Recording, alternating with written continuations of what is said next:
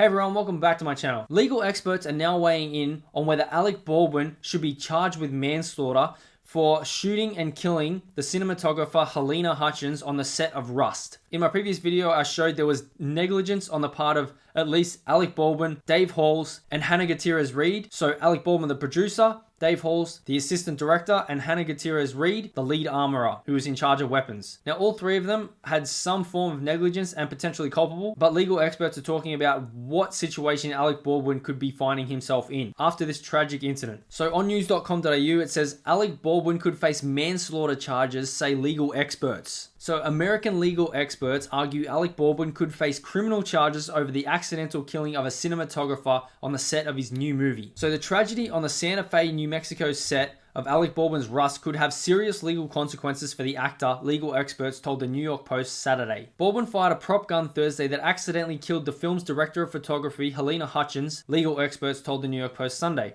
The repercussions for Baldwin, the film's executive producer, could even include negligent manslaughter charges, according to Joseph Costa, a lawyer with Costa Law in Los Angeles. So what did he say? As an executive producer, you're in a position of control and you can get prosecuted criminally, he said.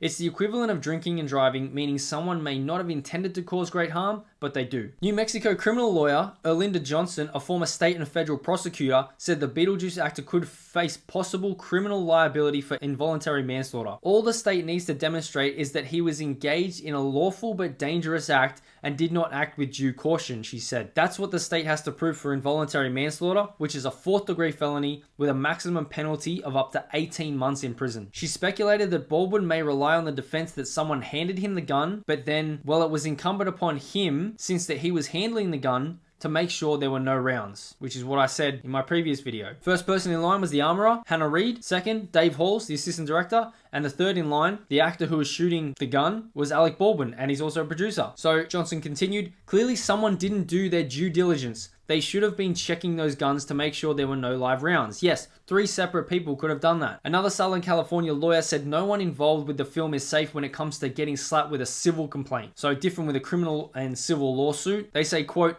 everyone will be sued. LA defense lawyer Dennis Bowden told the Post, anyone running that set will be sued, especially when they find out who specifically was cutting corners on the set. And what it sounds like is there was a lot of cutting corners on the set, because I showed in one of my previous videos, they were going to offer hotel space to actors, but then they said, no, you can travel 50 miles to the set from Albuquerque, and then you can work a 13-hour day. So people were exhausted on the set. Then you had the lead armorer, Hannah Gutierrez, who was inexperienced, quote, and doing things that were unsafe with the weaponry on set. So there was definitely negligence and no due diligence taken. So it says, yes, Alec Baldwin was the main producer, but it might be found out that another producer did more to cut corners.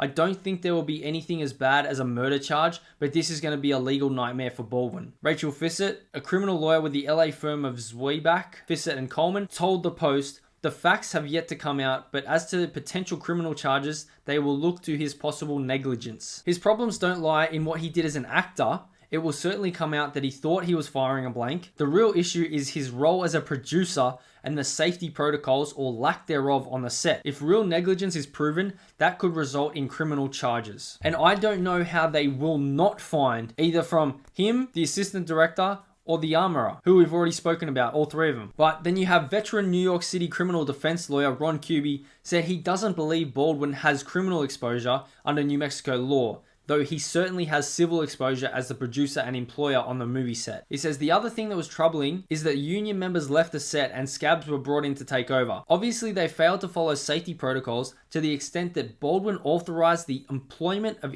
incompetent scab labor. He faces serious liability. So Baldwin had no reason to believe he was engaging in criminal activity. It's not like he was driving a car knowing the brakes were bad. So it's not like he knew that there was a live ammunition in there, but he should have taken a look to make sure there wasn't. I know he's wanting to defer it because, I don't know, they want to cut corners with save time or money or whatever. But you are the producer on this movie with weapons, guns, and you don't want to check just to make sure. Maybe he doesn't know much about guns. We've seen Alec Baldwin say things that are anti-gun, and now he's being called out for them when he ends up shooting someone and killing someone. So this is what he said before, and this is what's coming back to him. This is an older tweet from 2017. and he was talking about a police shooting, and he said, "I wonder how it must feel to wrongfully kill someone." And then it says the tweet where it says, "Breaking, Alec Baldwin fired the gun that killed one and injured another in an accident set of his film Rust." So he's being coy about these gun jokes when someone else is shot and killed because he never thought it would come back to him, and now look what happens. I don't care which side of the gun debate or argument you're on, pro-gun, anti-gun. This isn't about that. This is, you're a producer on a movie that has firearms. You should be taking the time to research and take all the precautions you can to learn about everything you can to make sure it's the utmost safety on this set. And obviously he didn't do that, whether he didn't want to or whether he didn't care. But then you also have on the insider that Arthur L. Idala, a managing partner of the New York criminal defense firm Idala, Bertuno and Carmen, said he didn't believe Baldwin would face charges if the actor was unaware that the prop gun had live ammunition in it. So he says, even though we absolutely know who possessed the weapon, who discharged the weapon, and who caused the death of a human being, it would fall under the excusable homicide statute. That's because New Mexico law has a stipulation called excusable homicide, which means that it's not a crime to kill someone by accident or misfortune in doing any lawful act by lawful means, with usual and ordinary caution and without any unlawful intent. Now, that legal definition there, or ordinary caution, has ordinary caution been taken in this case on the set of Rust? Where's ordinary caution when the armorer obviously didn't check the weapon, the assistant director obviously didn't check the weapon before I gave it to him, and then Alec Baldwin himself as a producer didn't check the weapon? I'm just asking, is that ordinary caution going to stick in a legal battle? Another lawyer said the fact that the prop masters union said the gun was loaded with a live round opened the possibility for manslaughter charges, but he added that prosecutors would have to prove that Baldwin or the prop master knew the gun was loaded with a live round. Well, the prop master or the armorer, who we've spoken about before, Hannah Gutierrez-Reed, the lead armorer, has been pretty lackluster in her attempts to be diligent on the set in regards to safety with firearms. Now, it's all going to depend in what evidence comes out in this investigation, but I'm not going to go into that speculation. So the rest of the article goes on to speculate about what could happen in a trial and what would be a worst case scenario or a best case scenario. But for now, I'm going to work on what we know.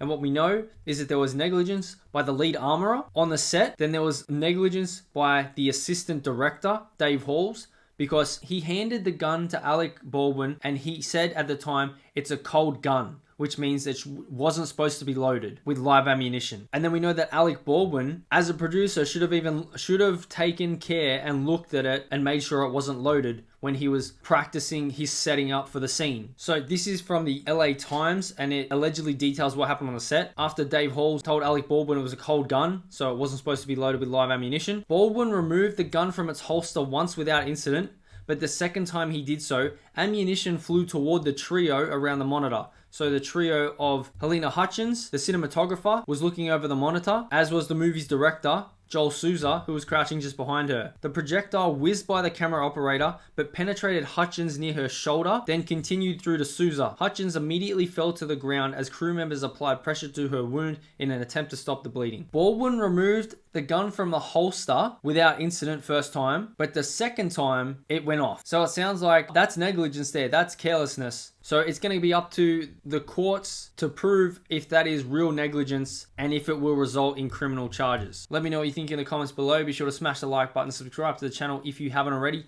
Share this one out, and I'll see you in the next one.